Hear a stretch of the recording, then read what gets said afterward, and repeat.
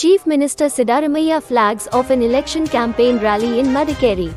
During the event, CM Siddaramaiah said that BJP fears losing this election and that is why it did not give the ticket to the sitting MP from Kodagu, Mysuru and several other places. Our candidate is a simple man and will voice your demands in parliament. One who sits at home and cannot voice your opinion must not become an MP. Member of Legislature Assembly from Virajpet and Senior Advocate A.S. Ponnana, who has been appointed legal advisor to Chief Minister Siddaramaiah, was also present for the event.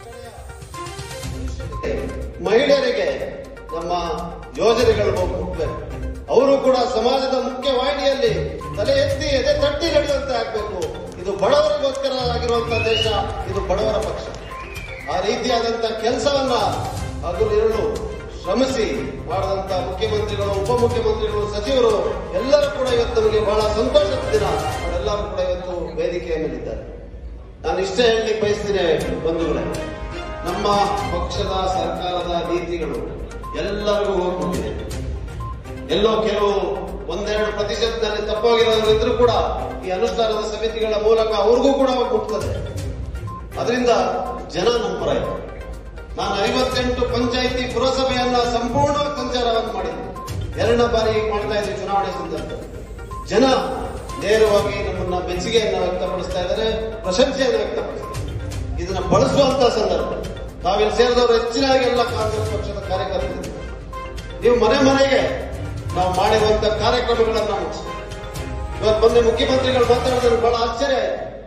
ನಮ್ಮ ಪ್ರಣಾಳಿಕೆಯಲ್ಲಿ ಕೊಟ್ಟಂತ ಭರವಸೆ ಬರೀ ಗ್ಯಾರಂಟಿಗಳಲ್ಲ, ಈ 5 ಗ್ಯಾರಂಟಿಗಳನ್ನ ಯಾವ ರೀತಿ ಅನುಷ್ಠಾನಕ್ಕೆ ತಂದಿದ್ದೇವೆ ಅದರಂತೆಯೇ ಬಹುತೇಕ ಪ್ರಣಾಳಿಕೆಯಲ್ಲಿ ಕೊಟ್ಟಂತ ಭರವಸೆಗಳನ್ನ ಕೂಡ ನಾವು ಈಗಾಗಲೇ ಅನುಷ್ಠಾನಕ್ಕೆ ತಂದಿದ್ದೇವೆ. ಕೇವಲ 10 ತಿಂಗಳು ಅಂತ ಹೇಳಿದ್ರೆ ಇದಕ್ಕಿಂತ ಇನ್ನೊಂದು ಹೆಮ್ಮೆಯ ವಿಚಾರ ಇರಲಿಕ್ಕೆ ಸಾಧ್ಯ ಇಲ್ಲ.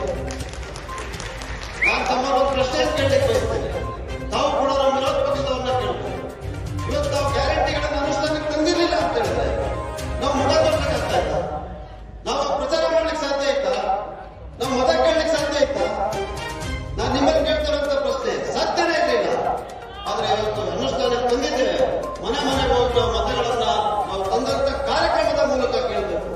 ನಾವು ಗ್ಯಾರಂಟಿ ಕಾರ್ಡ್ ಜೊತೆ ಹೋದಾಗ ಮಾನ್ಯ ಮುಖ್ಯಮಂತ್ರಿಗಳು, ಅಂದಿನ ವಿರೋಧ ಪಕ್ಷದ ನಾಯಕರು, ಮಾನ್ಯ ಉಪಮುಖ್ಯಮಂತ್ರಿಗಳು, ಕರ್ನಾಟಕ ಪ್ರದೇಶ ಕಾಂಗ್ರೆಸ್ ಸಮಿತಿ ಅಧ್ಯಕ್ಷರು, ಅವರ ಸಹಿ ಇದೆ. ನಿಮ್ಗೆ ಗ್ಯಾರಂಟಿ ಕೊಡ್ತಾ ಇದ್ದೀವಿ, ಈ 5 ಕಾರ್ಯಕ್ರಮಗಳನ್ನು ಮನೆ ಬಾಗಿಲಿಗೆ ಬಂದು ಮುಟ್ಟುವಂತೆ ಮಾಡ್ತೀವಿ ಅಂತ ಹೇಳುವ ಭರವಸೆಯ ಮೇಲೆ 136 ಸೀಟ್ಗಳನ್ನು ನಮ್ಮನ್ನು ಗೆಲ್ಲಿಸಿದ್ದಾರೆ. ಇವತ್ತು ಅನುಷ್ಠಾನಕ್ಕೆ ತಂದ ಮೇಲೆ ಎಷ್ಟು ಗೆಲ್ಲಬೇಕು ಅಂತ ತಾವೇ ನಿರೀಕ್ಷೆ.